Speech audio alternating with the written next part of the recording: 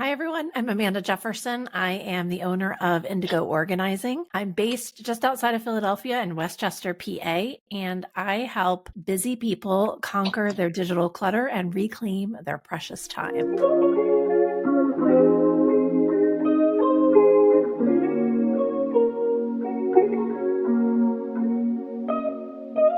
I was the executive director of a national nonprofit that has 5 offices around the country, and it's all about helping students succeed beyond high school. It was beautiful and amazing and inspiring and also very stressful. I was a fairly young executive director. I think I was maybe about 34 at the time. So I was just sort of shot out of a cannon and learning how to do everything. So it was a very challenging and inspiring job. And then a couple months later, I got pregnant. So then I had the other most challenging and rewarding job of my life layered on top of those things. So while I completely loved the work, the 2-hour commute and having a baby in daycare, I was barely having time in between meetings. And this was pre-COVID. So there was no remote work. I was going to the office Monday through Friday, 9 to 5. And it eventually ended up leading to some pretty significant burnout.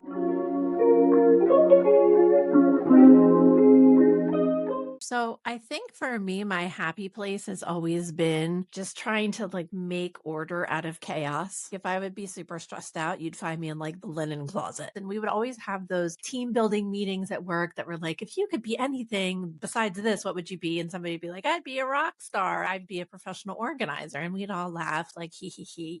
I remember we hired an intern once and she was organizing the supply closet. And I was in the board meeting with this glass door looking out and I'm the one that's leading all these very important business and we're talking about strategy and synergies. And I'm like, she looks like she's having fun out there. Look at her with her Post-its and her Sharpies and her label maker. I wanted to be the intern, not the ED. And I just felt this pull towards just having something that was my own, more flexibility, more freedom to do what I wanted to do. And then I just got a business coach and started learning this is actually a real thing. You can actually be a professional organizer, make a business out of it. And then I was kind of off to the running.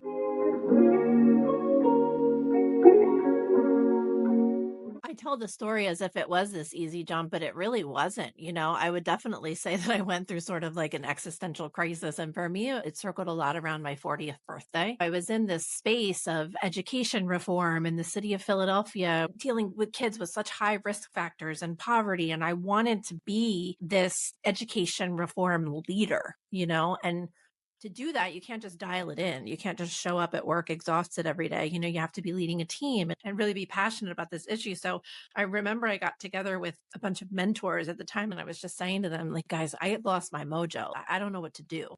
And I remember one of them said, Amanda, it wasn't until I turned 40 that I got my voice back. And I was like, awesome. Okay. When I turn 40, I'm going to get my voice. I'm going to get all my mojo back and I'm going to be super inspired and I'm going to be ahead of education reform in Philadelphia. And that's not what the voice said. The voice said, get off the hamster wheel. And I was like, yeah, that's not really what I want the voice to say. I wanted to stay on the path because I was applying for 40 under 40 and I'm making 6 figures and I'm getting the paychecks and the benefits and, all of that kind of stuff. And it just wasn't working. I was a primary and still am the primary breadwinner in our family. So it was a huge financial decision for me to make. But I just kind of knew that I was on fumes and I didn't want to do this organization the disservice of just showing up as a leader that's dialing it in because I knew that it needed more than that. So I went kind of undercover. I hired a business coach undercover.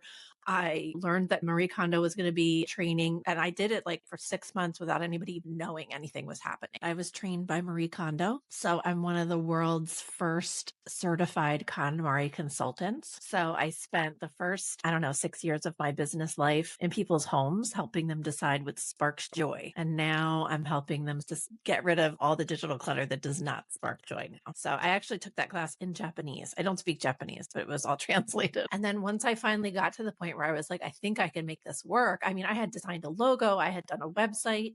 Wow. Then I gave my notice. So it was a very big, long process. But for me, that fork in the road moment was my 40th birthday. And I had actually a healthcare around the same time where I thought I had thyroid cancer. It turned out that I hadn't, but I felt like I had literally grown a lump of stress in my throat. And it was like, okay, something's got to give here. So it was a long process, but definitely kind of a clear epiphany around that 40th birthday.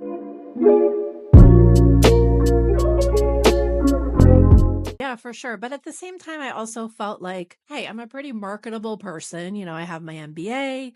I've worked at the Wharton School. Like, I've been the executive director of a nonprofit. I'm bilingual. I was like, I'm fairly marketable. So, worst comes to worst, if this thing just completely crashes and burns, I can come crawling back. And, I didn't want to do that, but I felt confident that I could do that if I needed to do that. Would I go back and do it exactly the same way? No. I think I knew I was unhappy and needed to make a change years before I actually left. So I wish I had created a much bigger nest egg and a lot more savings, because I basically quit my job and then I needed it to work immediately. I was like, no, I don't have that 2 years that all these entrepreneurs talk about that it needs to work. Like, it needs to work immediately. One of my favorite business authors are Chip and Dan Heath, and they have a book called Decisive. And in the book Decisive, they talk about ooching, which is essentially like dipping your toe in the water before you dive all in.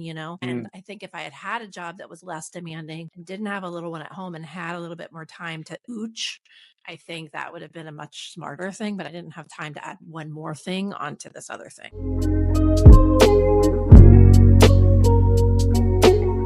I think the thing that has surprised me is probably, and it's ironic in the work that I do, how hard it is to simplify things. I talk about quitting the should, because when I was in an ED, there were a lot of shoulds that I was trying to keep up with. And then when you start your own business and you're the boss, it's like, you should have a blog and you should be on Pinterest and you should have a YouTube channel and you should have a newsletter. And there's all these shoulds that are so noisy. And at the end of the day, you have to just use a certain criteria to decide what you're going to do and what you're going to focus your effort on, because especially in the beginning, you're only one person. And so I made sort of what I call like a very bratty decision to only focus on what was fun and easy. So if you don't like Facebook, don't do Facebook. If you don't like Pinterest, don't do Pinterest, because you have to narrow it down somehow. Even 8 years from now, I'm still struggling to figure out, okay, am I going all in on Instagram? Should I start a YouTube channel? Should I do Substack instead of my newsletter? I have these 8 online courses, but which one should I be talking about more often? Should I be going more in on my one-on-one work that I do with my clients? No, I should be focused on passive income. I think that's the part that is still the really tough nut for me to crack, is just kind of nailing that business strategy in a world that's increasingly changing. Say I'm going to go all in on Instagram and I've got a perfect business strategy, and then tomorrow the algorithm changes and I got to do everything totally different. So that's the nut that I haven't cracked yet. And we have access to so many gurus now. I feel like in the old days, it was just the business books and whatever, but now it's just like, I have 10 different people that I admire telling me to do Instagram in a totally different way. It's almost like parenting, like, let the child cry to sleep. Don't let them cry to sleep. You're going to traumatize them. And it's just, at the end of the day, you have to kind of listen to your own intuition and decide what to do. My best friend, when I had my daughter, I was reading every parenting book and they were all saying different things. She was like, Amanda, please throw away all those books. Pretend like no parenting books exist and just do your best. And that was such great advice, because it was just like, okay, well, what would I do? And whatever I would do wouldn't necessarily be right or wrong. It's just an experiment and I'd figure it out and then I'd adjust. I think that's a lot of the things in business too. It's just trial and error.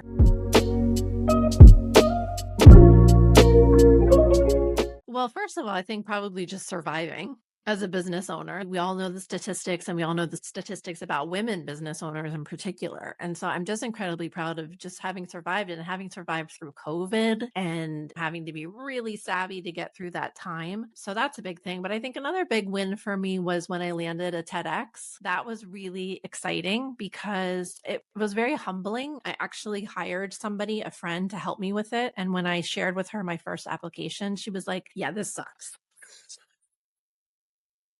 It's a good friend. Love you. And it sucks. I've heard it before. And, just read into the whole thing. And so it really caused me to go back and really think about, like, okay, well, what is my big idea and why me? Why am I the one to explain it? And then to go through that really rigorous application process and to be selected, and then a whole 6-month process of having to refine it and practice it and memorize it. And it was actually selected by TED.com and highlighted by them. And that was super exciting. So I think that was early on in my business when I was starting to realize, like, it's not just about me going in and cleaning people's closets. Like, I actually have a bigger societal message and like learning that I can share out of this.